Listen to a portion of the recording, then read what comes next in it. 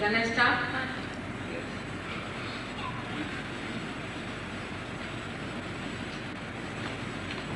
I bow to all the seekers of truth. As I told yesterday to you that truth is what it is. It will be what it will be. You cannot change the truth for your adaptation or for your mental projection or for your own convenience. It will remain whatever it is.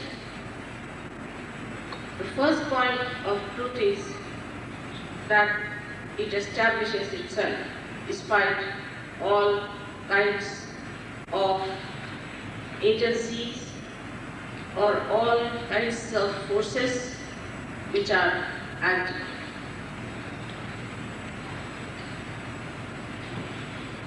Second, it is that it caters for the honest seekers. It's like a little root coming out of the seed, goes round and round, fix itself onto the source.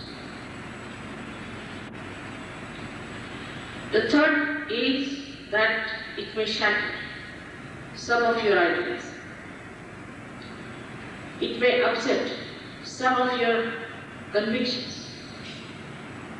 But when it appears, it is such a great joy that absolutely you are lost in the ocean of that enjoyment.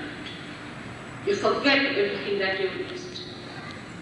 You are happy that you have lost that dirty boat of yours, that hanging and everything that you had, and now that you have become one with the ocean of joy.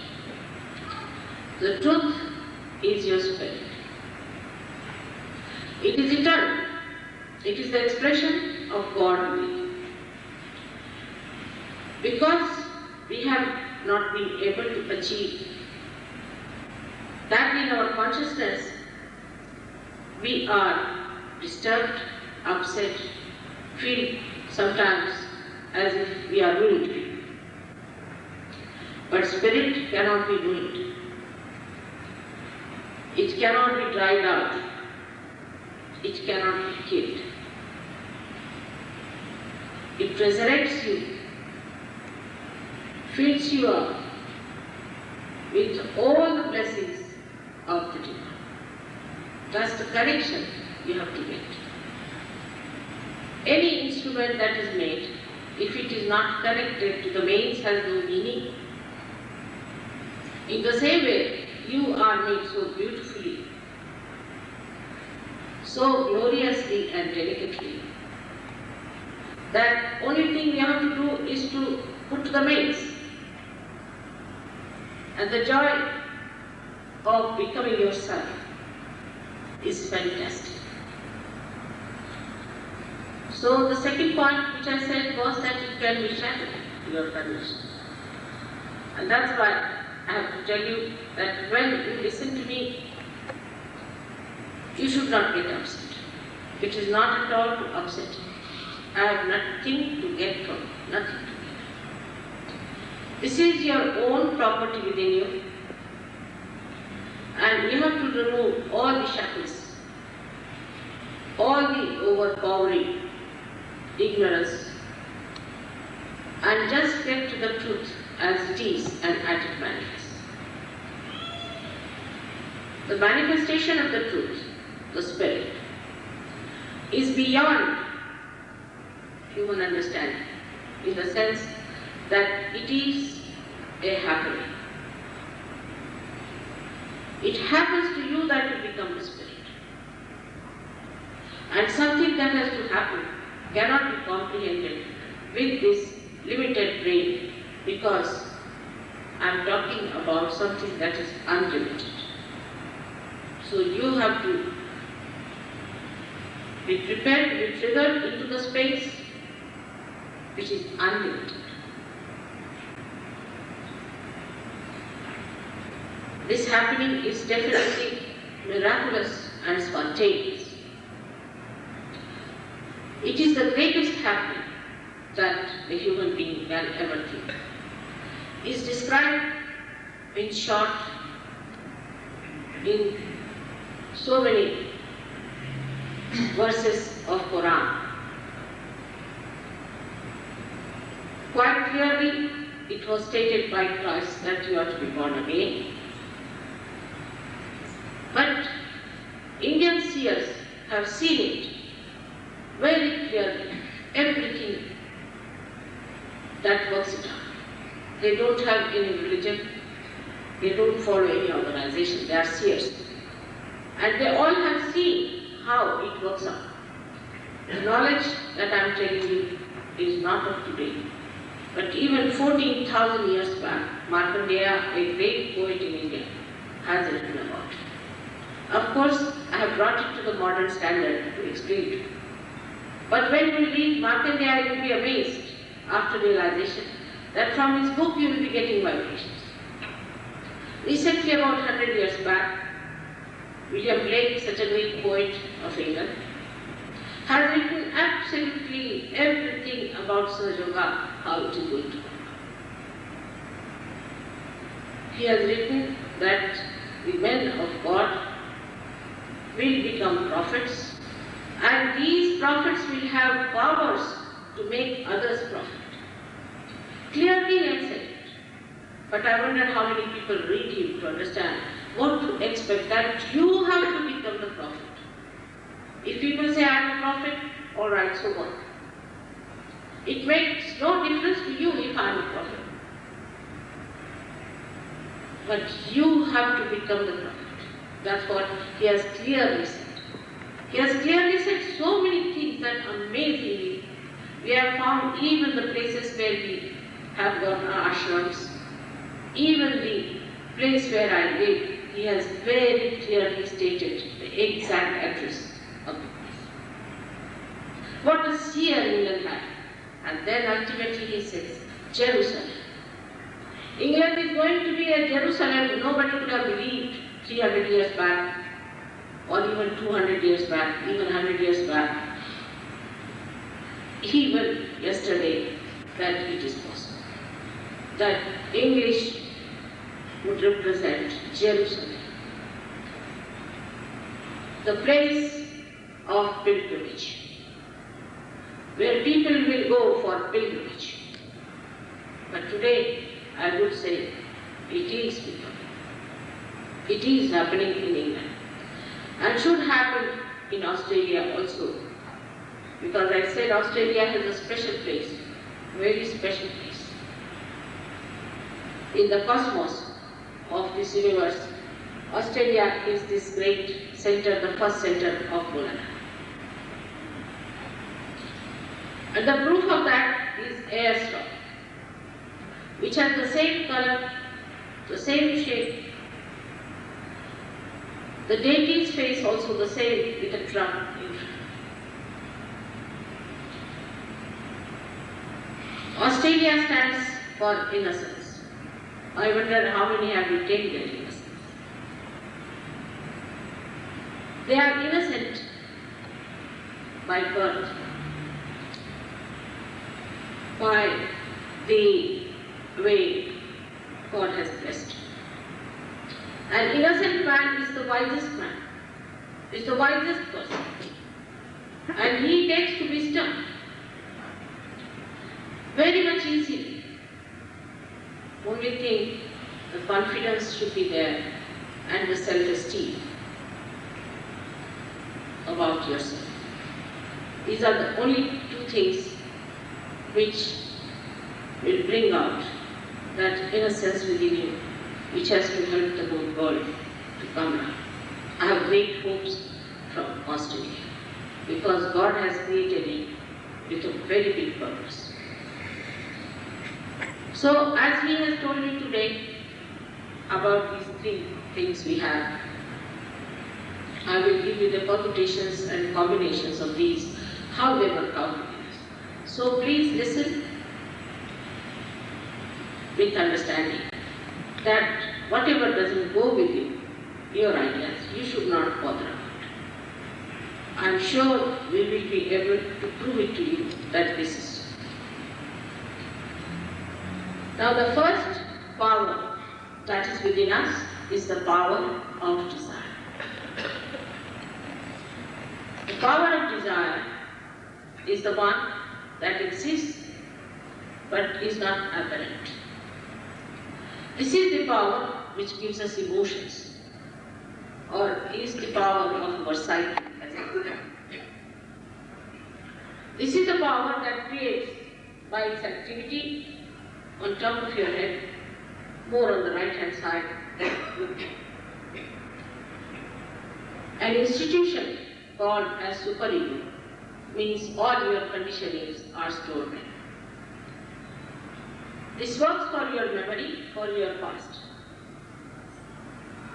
And beyond that lies the area, beyond the left side lies the area of collective subconscious. Because this looks after your subconscious. And beyond that is the collective subconscious, means the area which is built within us since the creation. The complete dead is on the left hand side. On the right hand side, there is another power which works out the action, so we call it the power of action, by which we act for our physical expression and for our mental expression, by which we think for the future, by which we plan out things, by which we rationalize and create another pouch like a balloon, which is called an ego, as a byproduct of the activity of the center. Beyond this lies another area which is the supraconscious, and then the collective supraconscious, meaning all that is the future. So the people who are very futuristic, very ambitious, who try to dominate others,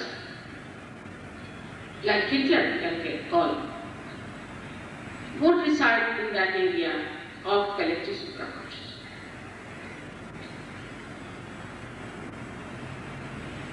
In the center lies another power within us. That's why Buddha always said, keep to the center. Live a life of moderation and not of extremes. This central power is the power that gives us our human awareness, that carries us from a small little animal amoeba to this stage of human life. So it is our evolutionary power within us. Scientists never thought on one point, why did we become human beings? What was the need to make us human beings? For what purpose? Nature, if they don't believe in God, has created human beings. So these evolutionary powers work on a system called dharma. Means the one that is sustained. Also you can call the inner religion within us. The religion of carbon is 4 valences. The carbon has 4 valences. And the carbon stage resides on the first center in a human being, where carbon is an innocent thing. All animals are innocent. All matter is innocent. If I put my hand in the fire, it will burn. If I don't put my hand there, it will not. It is innocent. Means it doesn't commit any sins, because it has no concept of sin. Only the human beings have got the concept of sin through their ego, and that's why they think they commit sins. Till you are a human being, you will always feel either you are committing sin or you will think that others are committing sins. Either you will aggress others or you will take aggression upon yourself. So we have 2 types of people within us, especially the ones who take aggression, others who give aggression. The left side people are the people who take aggression. The right side people are the people who give aggression. That doesn't mean the person who takes aggression is a very good man, or a person who gives aggression is a very bad man. according to me, both of them are in the same way. Because if you trouble others, you are aggressive. But if you torture yourself, you are aggressive to yourself. And you have no business to torture yourself because this body is not created by you. It is created by God. And this human being is created so beautifully with such love by that Creator for a purpose. And you have no business to destroy it because of your ego or because of your soul. Now, we have got two types of people, as I told you, the left and right side people.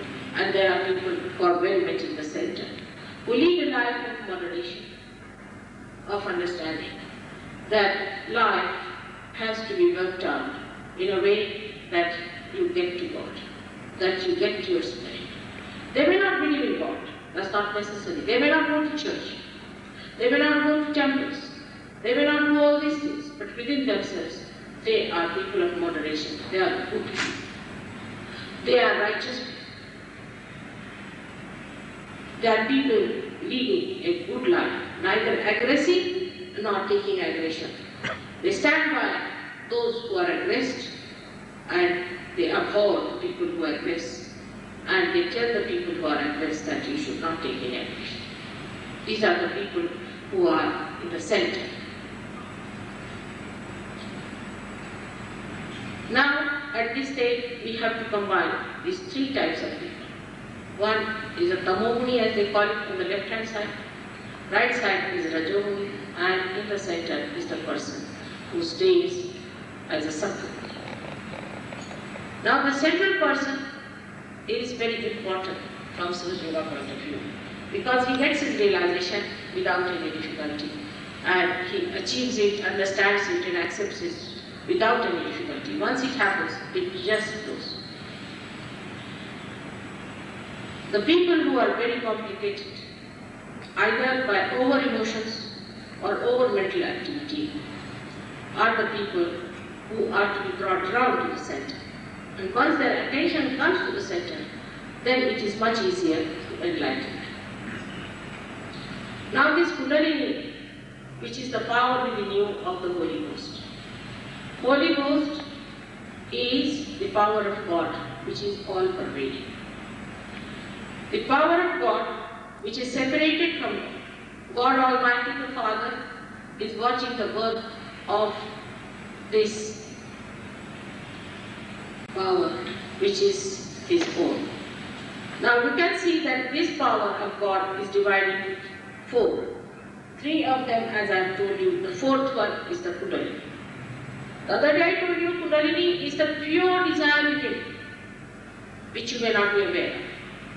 It is the purest desire within you. And this pure desire is to be one with the Divine. And this desire is absolutely waiting for a moment when somebody could awaken it and give the second birth to her only child. Everyone has an individual mother. This Kundalini looks after. She's the one, she gives you conscience. She's the one who guides you. She's the one who saves you from difficult things. She's the one who also nourishes your parasympathetic, which is in the center, expressed in the center, which coordinates and controls the sympathetic nervous system, which are the left and right sympathetic nervous system in the human body. Now the doctors don't understand this.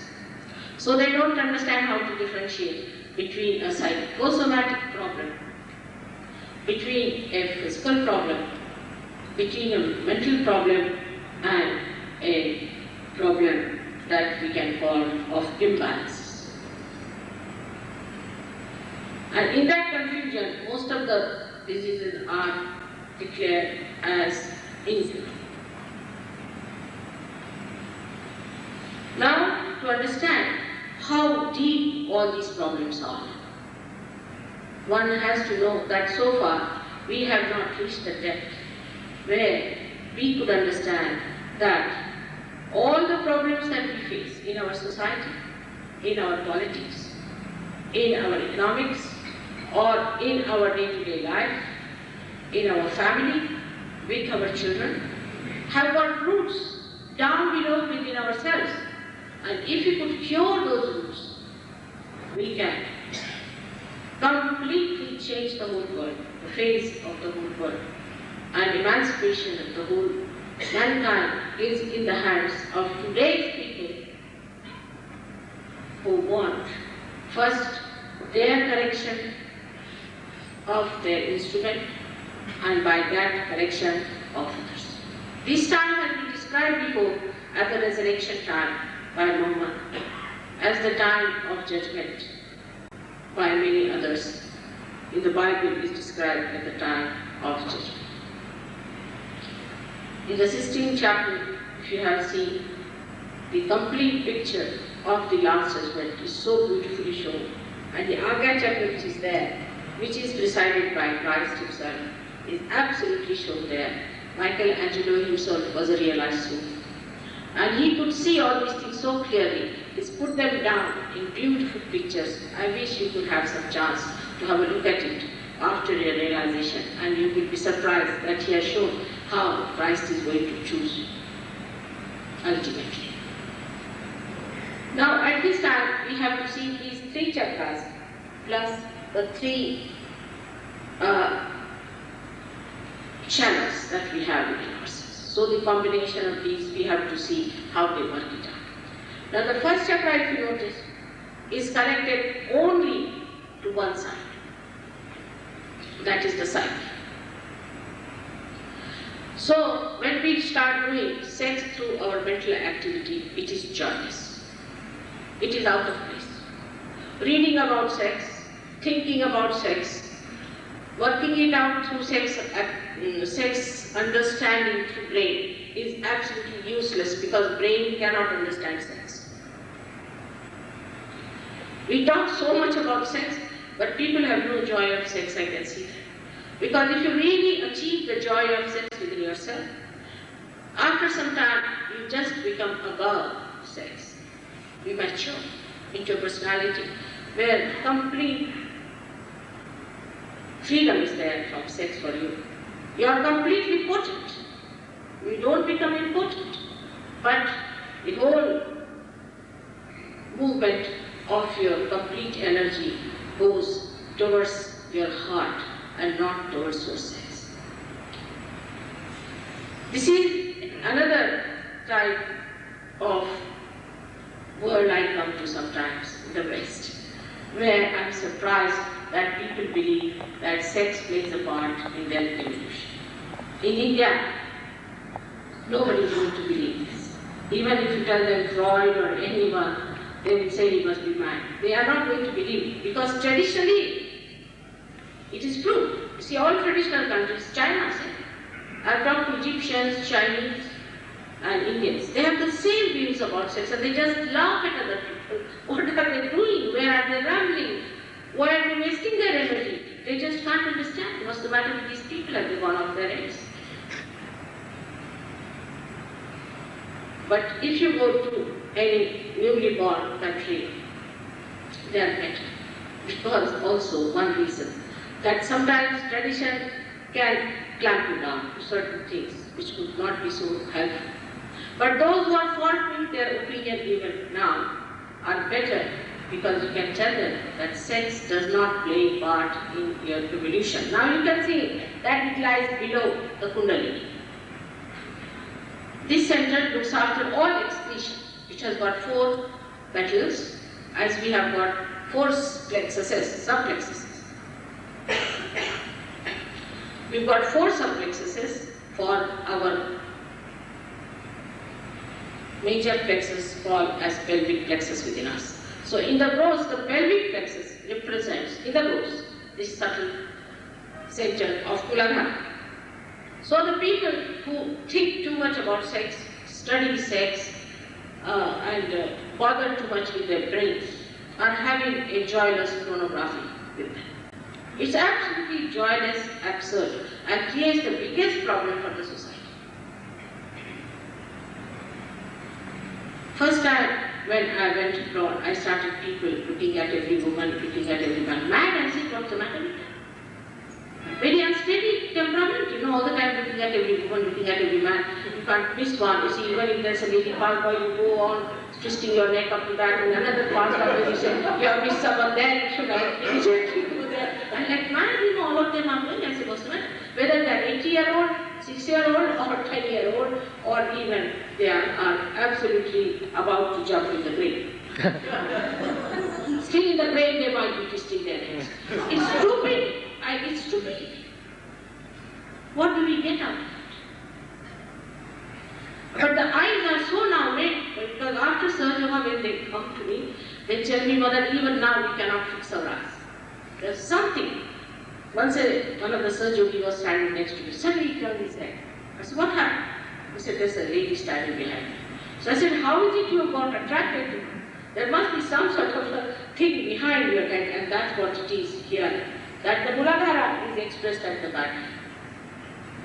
Here, in the point which is jutting out of your cranial bones, that's the point is of Muladhara. Now, how it has an effect on the eyes? Because it goes on walking. There are two types of effects of Muladhara. One is the right side and the left side.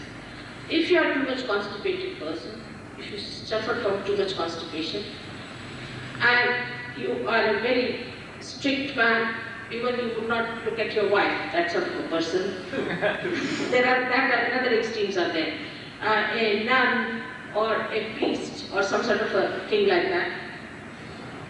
Just forced celibacy and a very disciplined life, such people can get right Muladhara. The left Muladhara, those people get it who are not at all having any respect for their chastity. These are the two types of extreme you go because of the left and the right. But the left side Muladhara is much more dangerous than the right side.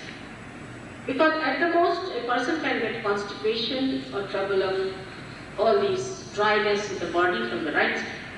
But the left side Muladhara, those who indiscriminately use their chakras for a very licentious, permissive life and all that, go into dangerous zones. Already nature has shown. Nature shows 65% of young people in America are either impotent or are suffering from a terrible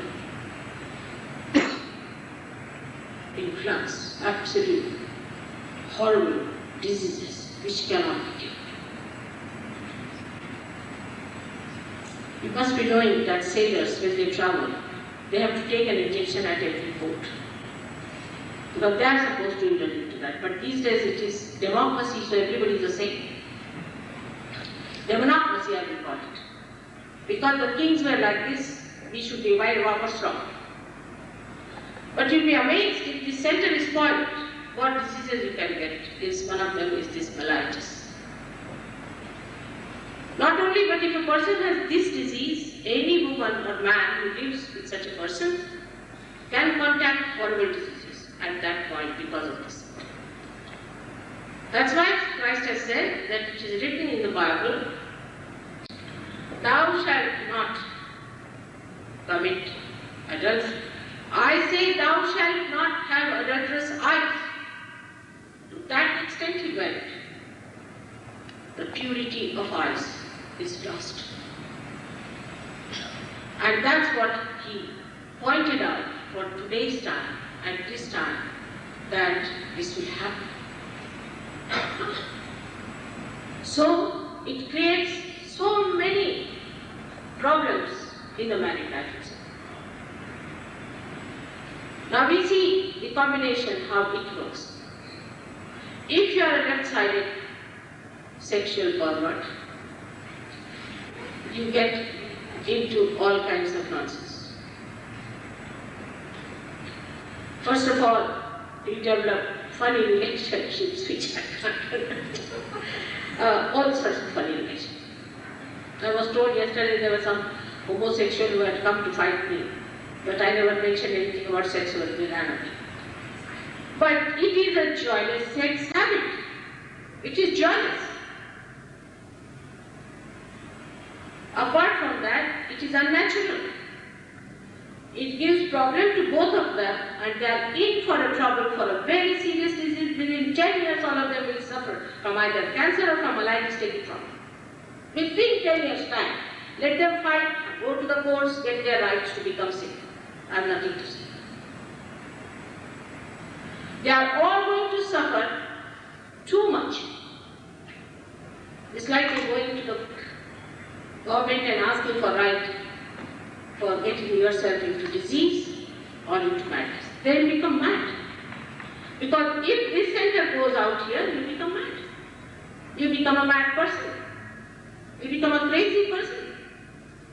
No wonder that you find more crazy persons in the West than in India. We may be poor people, at least we have some wisdom. We have traditionally known that this is what happens. I just can't understand how people take to these things so easily and ask for it and go into troubles. So all these diseases like mellitus, even cancer, cancer of the lower region, all these can be caused by this perverted people. Apart from this perversion, too much indulgences into all sorts of women and all sorts of prostitution and licentiousness is decadence. Is complete decadence of the society. How do we expect to have good children? How do we expect to have a good relationship with your wife and your family? You have no rest there. You live with the wild wind, like the wild wind yourself. Imagine in India when they say that, all right, if you have a person, a stranger who comes to your house, be careful, he might run away with your things. All right, doesn't matter. But now in England, Indians say don't allow any Westerner to come and stay in your house, he'll run away with your wife. I mean, they remove the roots of the family. Absolutely. You go in a society, I find all the women and men are so upset or aggressive because they feel insecure.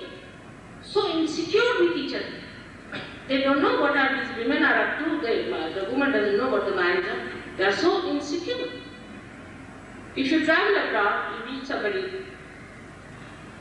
She said things that, of course, my husband is not going to be a very good man. Why should I be a good man? Good lady. Why should I be a good lady? If that my husband is not going to do that, then why should I try to be a good person? And the competition sets in there. All sorts of funny things are going on in the name of enjoyment. This is the most joyless enterprise you are into. A man comes home. I saw this in England first time and I was shocked. We are living in an area which is really of very elite, lots of ladies live there. And we had a neighbor, about say 48 years of age or something. And her son, who was living in a hostel, brought another friend who was much younger than him. And this lady eloped with him. Stupid, I tell you, it is stupidity, this old woman. They sold the house because she has a right. Even your laws must understand what they are doing. She sold the house, they had 3 daughters. 3 daughters are on the street like prostitutes now. Father has no control. He has so-called married another woman. It's absurd. This is not the way the society is going to work out. There's something definitely very wrong with us because we do not understand that chastity is the greatest thing a human being can have. It's the power that a man has is of his chastity and a woman has. People ask me about Mahatma Gandhi. He was a man who was so chaste, his wife so chaste. We have met many people like this in India, except for the city people are different. But in the villages, they don't think of these things and they live very normally. Why? It's such a kind of an inferiority complex put into everyone. It's a sign of inferiority complex only, that you want to attract every man and woman on the street. If you are really good, why should you worry about attracting everyone and advertising? Another thing is that people think that when a lady is good looking, you must have her. This is answered again. How are you looking? Please see in the mirror. Why every man wants a beautiful woman, and why every beautiful woman wants a beautiful man? I can't understand. But there are only 2-3 persons can marry in this world. The others are just looking at them, tabagasti. But what you have, why don't you enjoy? A simple thing as that. You have your wife, you have your husband. Why not enjoy them? Want to enjoy somebody else's wife? Please be seated. Thou shalt not covet your neighbor's wife. Won't you sit on a chair and be sensible? Please be. Have good manners. Go and sit on the chair, please. Yes, sit down on a chair. This behavior is to be changed, but you cannot change it overnight, I understand. Only way is that you must accept. When you become prosperity, there is second birth, when everything is washed out. I have seen many homosexuals that have become sensible. Many prostitutes have become very sensible women. But that's what happened to Mari Mataji when she came to Christ. This is what the purity has to do, is to purify you and to give you the maximum joy of life. From married life, you have no joy. We are all the time fighting on something, on material things, on this and that. But if that innate understanding between both of them is made, only the people who take maybe those drugs may not be fighting because they have become capitalist now. If you have no power to fight and if you don't fight, what is so great? To substantiate your society with real source of joy, you must establish the center, which Australians can do much faster than anybody else. Because now I have got disciples from 12 countries. And the best among them on this point are Australians. Overnight they are changed. Overnight. Wonderful. But to a Western mind, it's not a serious thing. Because they cannot locate it, they cannot relate it to the disease that is causing it. It's such an open truth that people who indulge into these bad habits develop very bad diseases. Even some of the leprosy, some of the kind of leprosies are developed. But the modern diseases are even worse. I met a gentleman who has mellitus. And his wife was a mad woman. When he liked this, despite her madness and all that, he should have put her into lunatic asylum. And he developed this from the left gonadra.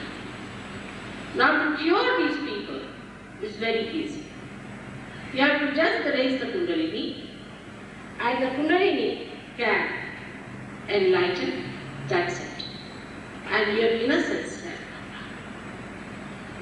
come. Your chastity will show its result. Your face will change. People I have seen after realization become 20 years younger, immediately.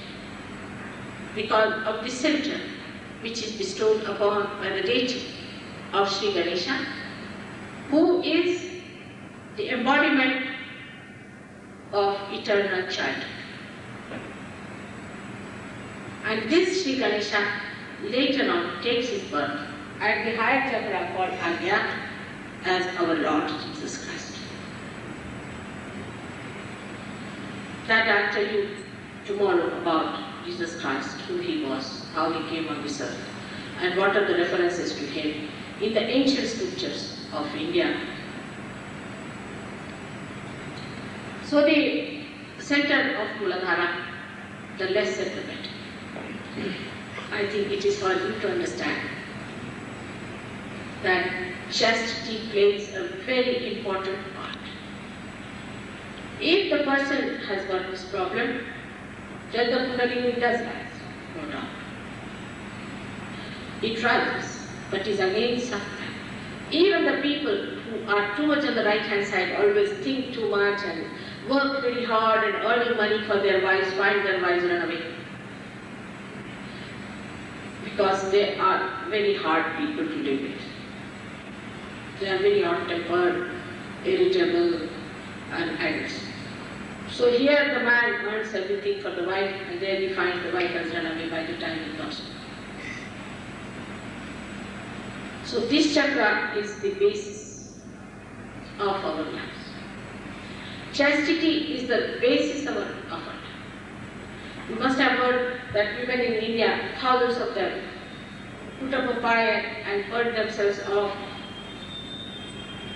called as Johar, because they thought that the Muslim invaders will come and molest their chastity. Because traditionally they have realized that chastity is the power of a woman. Same of the man.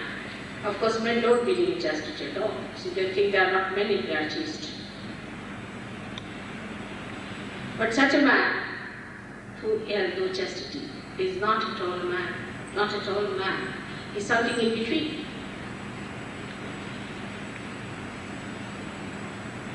Anyone who has chastity can see from the way he talks, with his confidence, with his complete understanding of the whole thing, such a person surpasses everybody else. And even after the death of such a licentious man, he may be the biggest man, people talk. You cannot adore a man of that. It may be, but you say, oh, it's all right, he was great, but he had this nonsense business with him. He was going about with such and such actress. You don't respect such a man, because I have not seen anyone putting up statues of people who were great because of their unchaste behavior. I haven't seen anyone. Or because he was a great homosexual, you put up a big statue of him, a great homosexual. I mean, I may do it later on, I don't know to what extent can go if this magnets what wrong. But I have not seen anyone putting up a perverted man, put a statue of him and garland. I have not seen even the silliest of silly respecting him. There's a clan in India called as the Kami's Hermaphrodite. They too worship a goddess who is a very strict goddess. They too want to ask her a blessing that they should not be like this next life, whatever they have done in previous life. That's why they have become like this. Now next life at least should be good. So they try to worship a goddess, which is a very strict goddess. They give all punishments to us, but don't give us this. So this is the basis that we have, and we have to ascend to the spirit. Now the another chakra we have is the Swadhisthana chakra.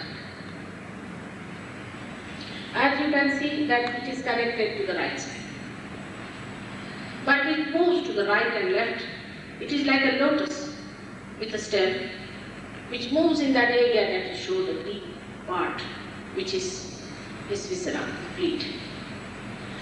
And here the attention resides. Human attention resides here. This center comes out of the third center, which you see there as the green one, called as the center of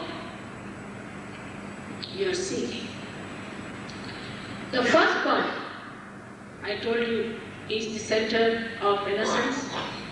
The second one of creativity, and the third one of seeking. This is the most important center within us, because of seeking, we have become human beings. First we were seeking only food, then a shelter, then a society, then, of course, money, possessions, politics, power. Ultimately you become settler and settler because it is trial and error method. You try this, you get fed. Next life you come, you become something else. That life you try something, you become something else. That's how the human beings work it out. And ultimately come to a point that there is no sense in all these pursuits, forget it. There must be something beyond. And that's the real place when you have to arrive. That it is the spirit we are seeking. In all these things, there was nothing but just a mirage of joy. There is no joy in all these things, so we should give up this mirage and take to reality.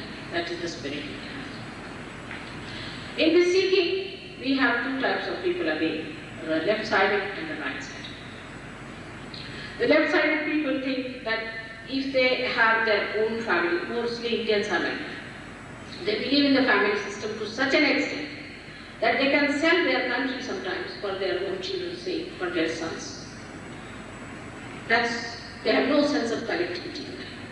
When it comes to such a close feeling for your own family, that if your son, even if he's a murderer, still he is your own son.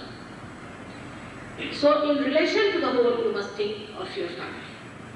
The left-sided people can be also extremely emotional type.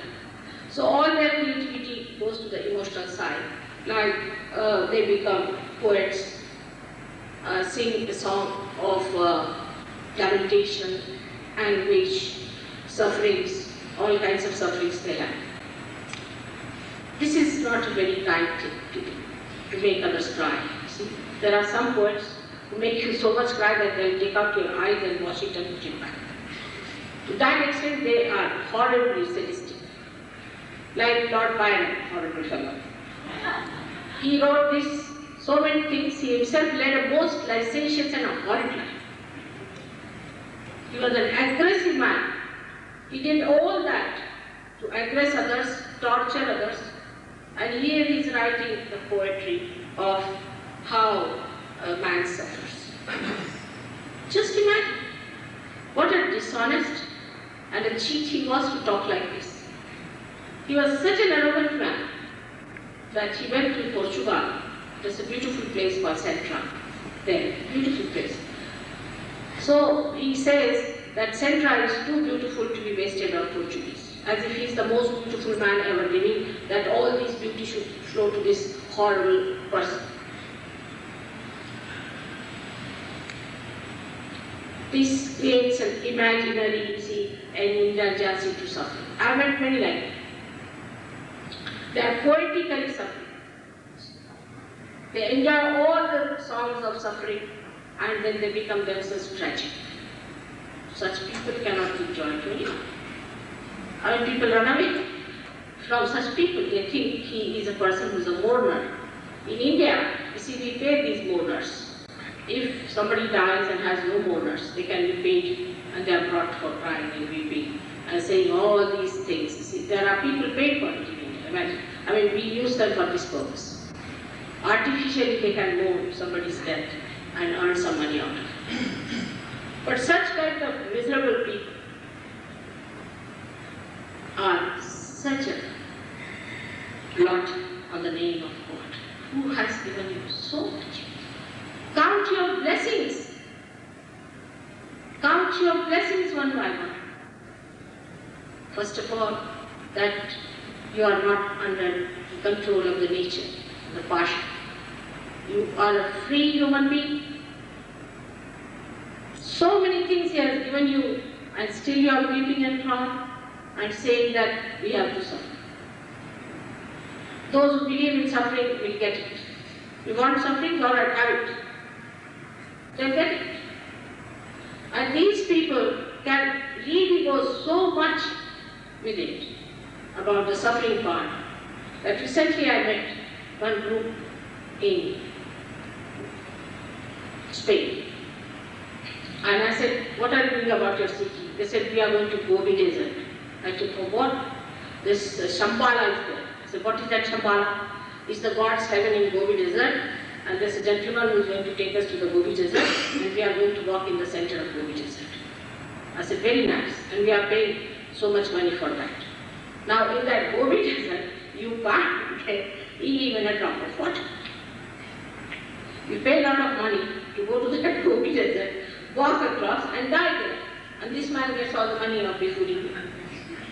But then we must suffer. For what? Why do you want to suffer? Christ has suffered for you enough.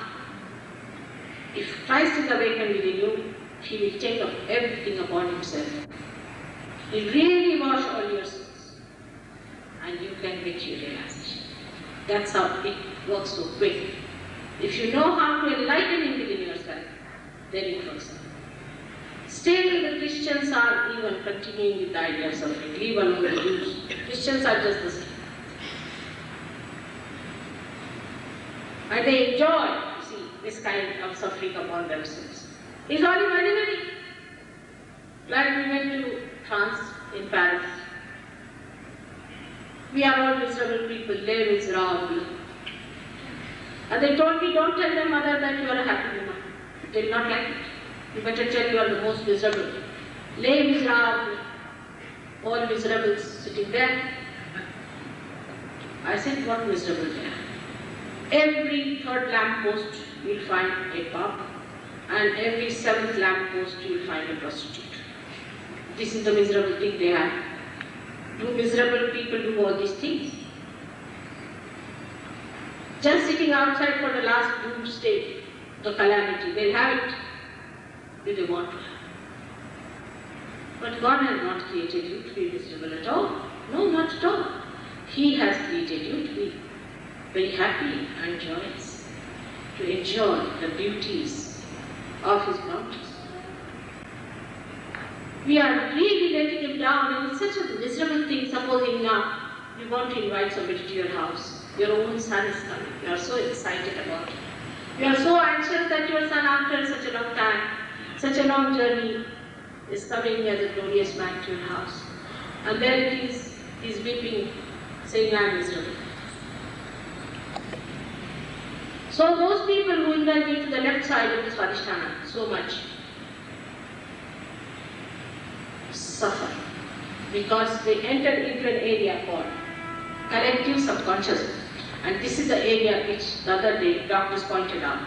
When they were studying the cancer disease, they said a vulnerable person who is vulnerable to cancer, the one who is an extreme temperament person. A person who is extremely hardworking can be vulnerable also.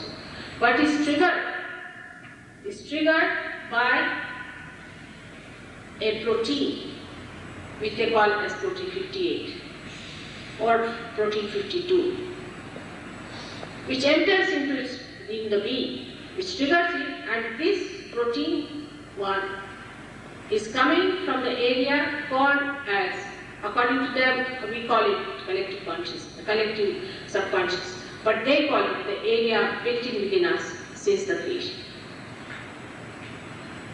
I mean, they say something else, we make it clear, that's all. And cancer is caused by that. Invariably, I have seen those people who have come to me from cancer have been the people who got it from the left side. You wanted to suffer, all right, have cancer, enjoy it. But there was a journalist who came to see me in America, and I told him that you should not suffer. So he folded everything, he said, I'm going back. He said, it is my right to suffer. Imagine, I said, now what to say to this man? I said, all right, then go ahead with it. When you are fed up with it, you come to me. But just now you have a right to suffer, do what you like. If somebody wants to hit himself with a bamboo or something, and you say, why do you want to hit yourself? It's a right, my right to hit myself. All right, hit. But you have no right. Because you cannot create yourself. You have no right to torture yourself. You have no right to make yourself miserable. You have to make yourself happy, joyous people, blissful people, so that God feels. You have received blessings, that He may be praised through His own creation, that is the epitome, the human beings. That's the best way we should please God, by saying, Father, we are very happy. Don't worry about us. We are so thankful. So that's how the joy killers come to us from the left side. The right side is the people who kill others' joy. Spoiled sports, as you call them, in a very mild way. They are the ones who are aggressive. They cannot see anybody being peaceful. Even countries can be like that. Collectively they can do like this. If they see any country is peaceful, they'll attack. Why is it peaceful? We must attack and capture that. The people who cannot bear the joy of other people become aggressive and try to aggress them. There are people who just get sometimes jealous, sometimes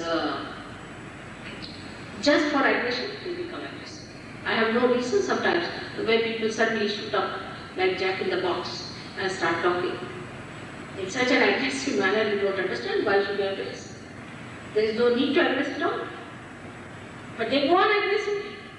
Then they may found a thing like, as the Germans states, that we are a superior race, a sense of superiority. All your racialism comes from this nonsense of a aggression. I mean, I can't understand Western people. For example, they are so particular about their race being preserved because they think they are white skin. But they go to the sea, make it black. Why? I mean, either you are white skin or you have black, one of the two. So they are so confused. They think they are not beautiful because they are white skin, light skin. So if you are not so beautiful, then why do you think that you are above the world? Racialism is something so much a mental projection, absolutely a mental projection. And with this mental projection, we gather so much of curses of the other. I'll give you an example. We went to China. And Chinese are so much against British. I was surprised, so much against the worst are British according to them. They had 7 aggressors. I said, what? Because they gave them toes, you see. And if you ask the British of that time, they will say that because they deserved it, we gave. You see, what's wrong? But when I told them that Britishers are taking drugs and all that, nice for them. Let them all take it. That's what they deserve. They drugged us, let them have the drugs. Nobody will have sympathy with people who are aggressors. If you think you are a great race, go ahead with it. And the whole race is going toward the doom. You must know you have to learn from others also. People have learned from you, politics, economics. I don't know what you have made out of it. If you think you have done very good, well, I am not interested. Also other things they have learned from. English language I have learned. And why do you call everybody a lower developed thing? You are a developed country. Where have you developed atom bombs to kill yourself? What have you developed? All kinds of aggressiveness. To go to other country with a Bible in the hand and another pistol in your hand or a rifle in your hand to kill others. This aggression comes from mental projection that we have, that we are great, you see, puffed up. The best for that is Humpty Dumpty sat on the wall. That's the one. These are the Humpty Dumptys. I tell you, all brides are so sensible. And they say the Humpty Dumpty sat on a wall and Humpty Dumpty had a big wall. And all the things, horses and men, could not put them together again. That's what it is, a Humpty Dumpty, a big ego like a balloon, they move like as if something, you see, like angels in the world. While when they will reach the kingdom of God, God will say, what business you have to take any part of this creation. Who are you? I don't know. Because in collectivity you are so poor in this respect. So we have to understand that God has created all of us. We have to have variety. It looks nice. That you wear another dress, I wear another dress, I have another face, you have another face. Unless and until there is variety in the nature, it doesn't look nice. You will be bored stiff. I mean, people get bored stiff. I tell you, when I've seen these people when they come to India, they want to go to villages because in the city they say there are very white skinned people. You want to see something else than this. This variety is an important part of the beauty that God has created, out of which you think the white skin is high. Tomorrow the black skin people will say the black skin is high. Possibly. But the another thing is working out against this, very subtle, which you do not understand. the people whom you have aggressed are falling into your yapping. They are the ones who are aggressing you now as gurus, trading out your money in a very subtle way. They are dominating all your young generation, which is tomorrow's nation.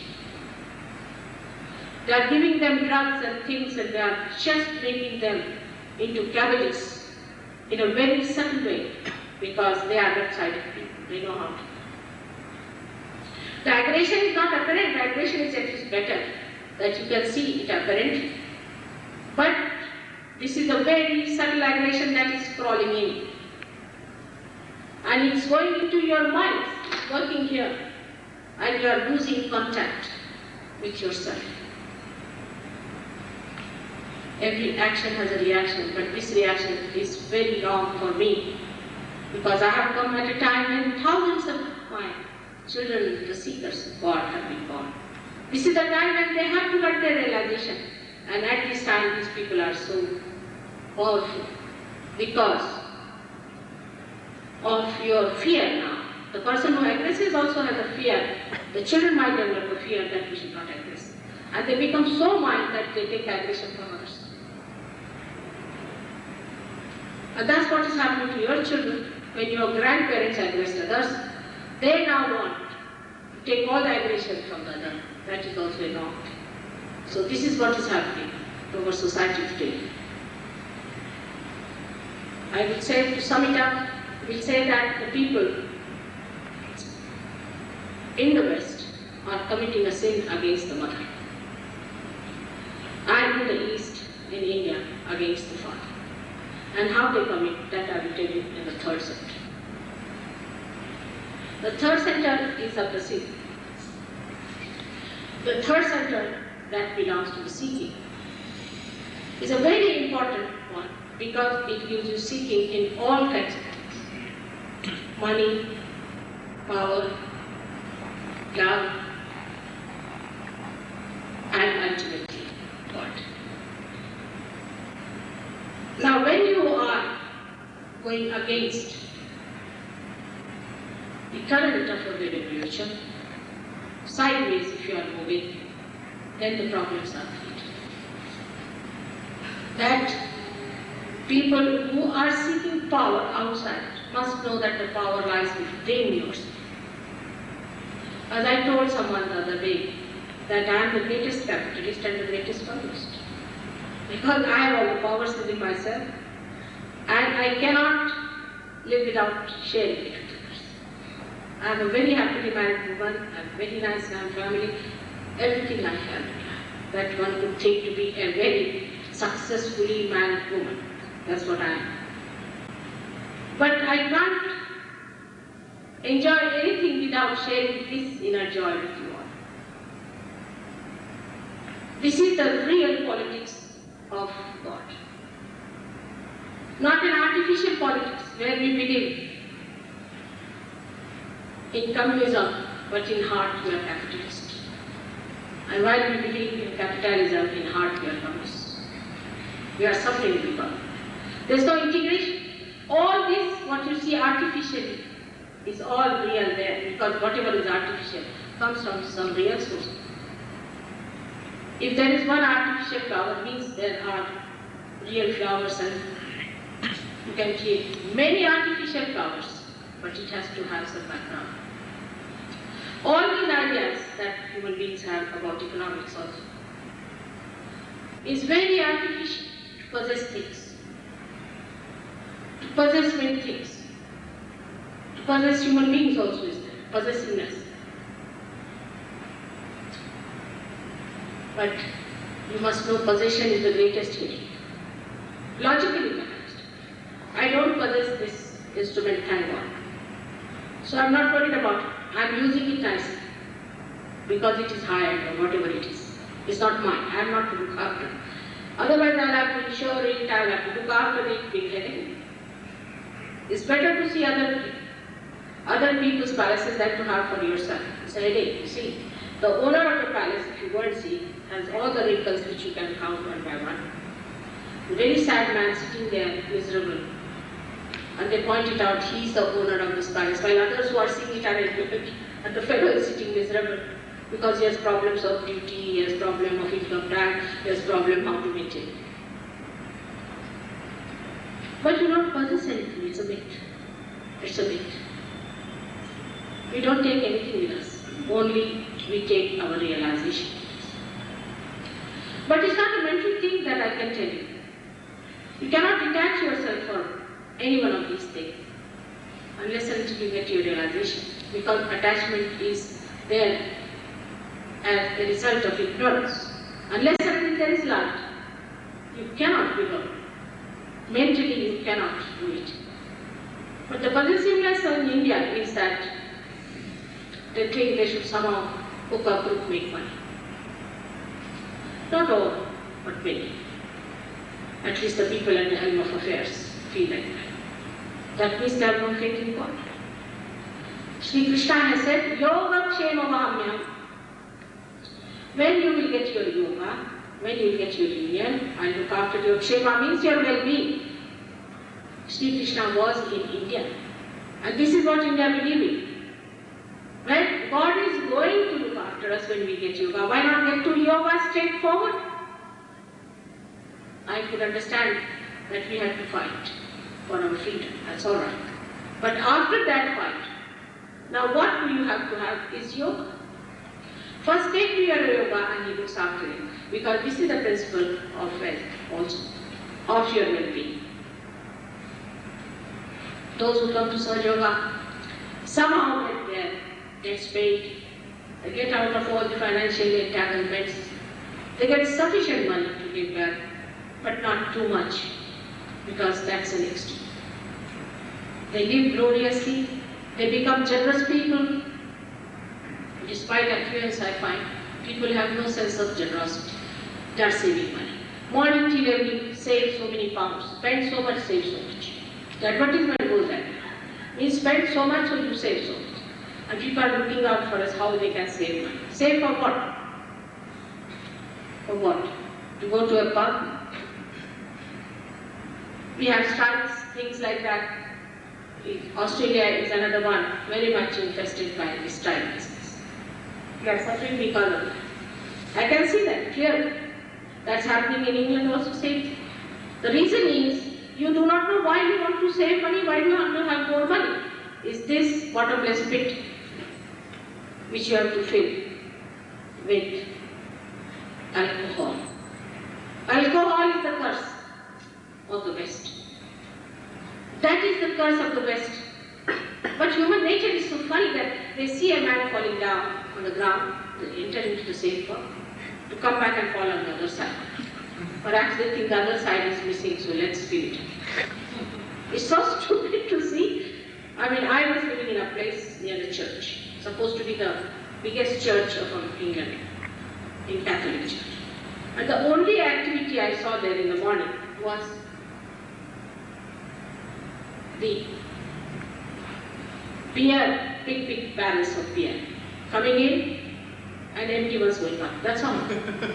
No other entry, no other exit. Only that much. From the back side, from the sideways, I saw this was the only thing going on. And these priests are supposed to be godly. It is so absurd you can't imagine. In Russia I went and they took me to a church. You see, they have a church of Orthodox. You too have here, I've seen Orthodox church. And the fellow, head of the church, told us that today, this is our fasting day, so we can't eat meat. But he drank so much that he became a drunk. And we didn't know where to look. So he got drunk completely. He was supposed to see us out because we are VIPs. And there were 3 officers with us, they started laughing. He said, this is what Christianity is. I said, why this? He said, you know what happened? That Russians thought that they must also have a religion. After all, everybody has a religion. So send for someone. So the Muslims came in and they said, in Islam, you can marry 4 times, but you cannot have alcohol. They said, this won't work out for such Russians. This is all right. No. So then they said, all right, let's call Catholics. So they called the Catholics. And the Catholics said that You can have alcohol quite alright, as much as you like. I don't know why they got this idea that they can have alcohol. Let him lie down, it's alright. Let him, he's not well, it's alright. Let him have his own rest, doesn't matter, don't you worry. You must take a vow that you will not marry another woman. And that there is no divorce. They said this won't work out. But Orthodox Church was like our gurus. Said, do what you like, we are not bothered, as long as you give your verse to us. And that's how Orthodox Church came. Can you believe it? This is the plight of the churches, of the temples. Now, I asked a boy who was taking drugs, a Western boy. I said, from where do you get it? He said, from the temples of India. Can you imagine the temples? Why do people think that all that is Indian is great? You see, temples are great. Even lamas are another institution by themselves. You think lamas are great people? We had a big argument on that. These lamas extracted blood out of that Tibet. You won't believe. If you see a Tibetan, it's just without any blood, without any fleshing. And these people lived in big Lhasa place, see, with the golden cups, with golden plates. And one of them came to Sweden and he told these people that if I have to come, I must have a marble floor. What was he going to do with the marble floor? God knows. Both things that starved themselves, these young people don't have so much money in the West, and made a marble floor for this great man to come in. He would sit 7 feet high, and what did he do there? Is to go just and bow to 1001 time on that old marble while he's sitting nicely on a very cozy place. And they got all kinds of diseases with that. This is what it is. This is so-called lama. Now, one has to understand that religion is for your balance. Balance is for your ascent. And the ascent is the one you have to achieve. And if you cannot achieve your ascent through any method, then you give it up completely. Because it will be something like not arriving at the point, not completing what you are. You are not complete unless and until you become the Spirit. And this is the biggest problem today, is to bring to people the simple fact, it's very simple, that Spirit is within you and can be enlightened spontaneously, without any effort, without reading about it, because it is so wide, just like your own heart beating. You cannot believe in a person who can be genuinely benefactor. Even some of them said, must be suspicious she doesn't take any money, they can't believe it. How can I charge for my life? What can you pay? Can you value it in money? Can you value it in anything that exists? This joy is boundless. Is your own? It's just waiting to open its door. The flood of that joy is going to come into your life. But once you have got realization, as Dr. Warren has said, be careful that you establish this. Individually, every person can give realization to thousands. This one Indian who is just a farmer has given realization at least to 10,000 people whom I never met before. Of course, he can't give en masse, but still, from one to another, to another, to another, like that, he has given 10,000 people. And he is a miraculous man. It is very easy to mock at these things and to make fun of this. It's a sign of superficiality. You are great. You are fantastic. I'm requesting you as a mother that just recognize yourself. Have your self-esteem. And don't worry as to what I have said. Whatever you have done is all forgiven once for all.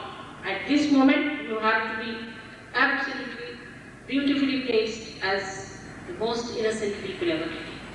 No guilt of any kind. No guilt at all. Yesterday some people came there and I suffered here. I got the pain here. They suffered so much with this idea of guilt. It's all your own mental projection. So without any guilt, we are going to get realization today. I hope it works out with all of you. If it does not, tomorrow, day after, I'm going to tell you about other chakras. Tomorrow. And then about realization, about the spirit. Then we want to have a workshop, as we call it, which is a very funny word I find. Workshop, as if you are all machines and answers, you saw hammer to make your heads. But I will see it's a blossom time. And some gardening we are going to do. And we are going to invite you to some place on Sunday. Come and have lunch with us. And we'll have a very relaxed time. And we'll enjoy this being within us. May God bless you.